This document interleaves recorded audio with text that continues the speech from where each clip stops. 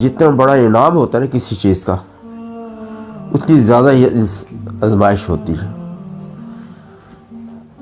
تو یہ اللہ میاں نے کہا ہے کہ جو شخص صبر اور نماز سے کام لے گا، اس کا انعام کیا ہے؟ جنت فردوس کا عالم، اور وہاں کیا ہوگا؟ اللہ کی طرف سے سلامتی پر بھیجی جائے گی۔ پانے کے لیے انتہائی مقام ہے انعامات کا، اور وہ بھی جنت فردوس، جہاں اللہ کی طرف سے امتحانوں پر سلامتی بھیجی جائے گی۔ تو اس لیے بہرحال آزمائشیں آنا یہ لازمی ہوتا ہے۔ اس سے ہٹ کر ہو اسے صبر کہتے ہیں۔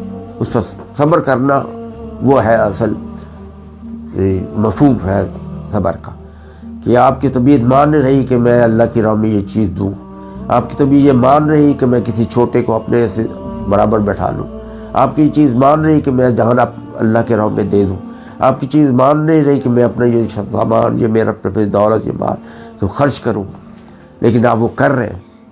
آپ کو کوئی بیماری آ جا رہی ہے، آپ کو کوئی ایسے کرائسس آ گئے اور آپ کی طبیعت اس پہ چیخو پکار کر رہی ہے، لیکن آپ اس پر صبر کرتے ہیں، آپ اطمینان رکھتے ہیں، خاموش ہو جاتے ہیں اور اللہ سے اس کے لیے مدد مانگتے ہیں۔ تو نماز کا مطلب یہ ہے، دو ہتھیار ہیں مومن کے، نماز اور صبر۔ صبر تو میں نے وہی آپ کو بتا دیا کہ ہر وہ چیز آپ جو طبیعت ہٹ کر ہو اور اس میں اطمینان سے، سکون سے اپنے آپ کو رکھنا، یہ ہے صبر۔ اور نماز کیا ہے؟ اللہ سے تعلق، ایک سپریم طاقت کے ساتھ اپنے تعلق کو وابستہ کرنا، یہ نماز۔ تو جب یہ بندے کو یہ معلوم ہو جائے کہ میں ایک اتنی بڑی سپریم طاقت، اس کائنات کی تخلیق کا مالک ہے اور روز جزا کا بھی مالک ہے، میرے تمام جو کچھ کر رہا ہوں اس پر مجھے سزا بھی دے گا اور اس پر مجھے جزا بھی دے گا۔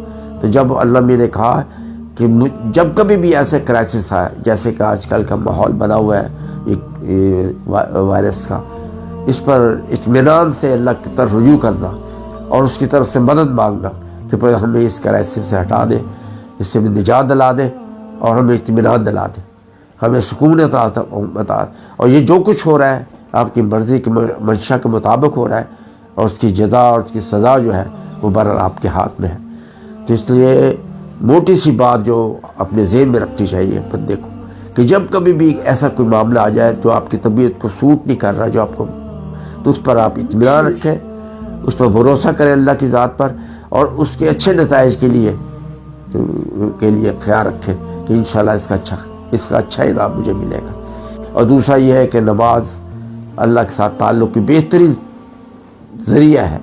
جب مومن کو جب کبھی بھی ایسے کرائسس میں آئے، اس کو اللہ کے ساتھ اپنے آپ کے تعلق کو مضبوط کرنے کے لیے نماز میں سکون، اطمینان ڈالنا چاہیے۔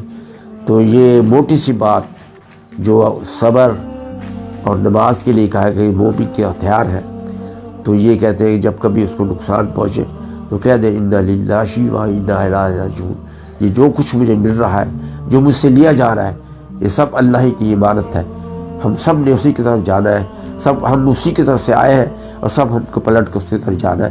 استقامت کے ساتھ اس میں ڈٹا رہے، خاموشی کے ساتھ اس پر جمع رہے اور اس کو برداشت کرتا رہے۔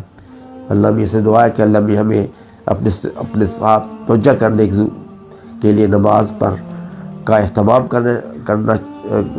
کرائیں، اور اس پر اگر کبھی مصیبت آ جائے تو ہمیں اللہ ہی سے اس کی نجات کے لیے، اس کا ختم ہونے، اس کرائسس کو ختم ہونے کے لیے اسے دعا کرنا چاہیے۔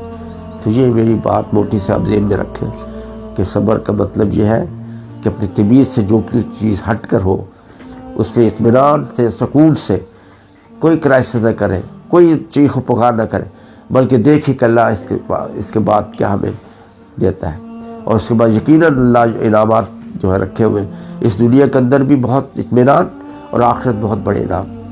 تو نماز اور صبر یہ دو ہتھیار ہیں۔ جب کبھی بھی ایسا موقع ہے جیسا کہ آج کل کا ہے، تو ہمیں گھبرانا نہیں چاہیے، ڈرنا نہیں چاہیے، خوفزدہ نہیں ہونا چاہیے، بلکہ ان دو چیزوں کا ساتھ رکھ کر اپنی زندگی کو اطمینان کے ساتھ گزارنا چاہیے۔ اللہ میں اس دعا کہ اللہ میں ہمیں صبر اور ہمیں نبات کے ساتھ اللہ سے تعلق رکھنے کی توفیق عطا فرمائے۔